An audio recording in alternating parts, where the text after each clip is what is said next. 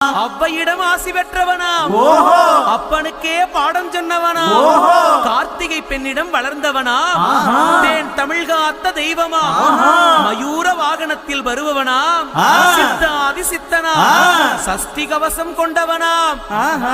அப்படிப்பட்ட முருகனவே ரொம்ப ரொம்ப சின்னவனா.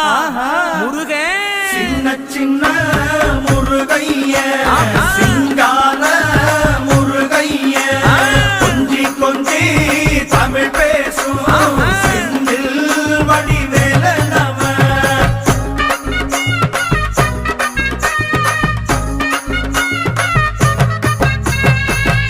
குன்றக்குடியான் என்பார், பழனிமலைநாதன் என்பார், வடபழனி ஆண்டவன் என்பார், சரவண பவன் என்பார், நிமலன் சுவாமி என்பார், தண்டாயுதபாணி என்பார், கலியுக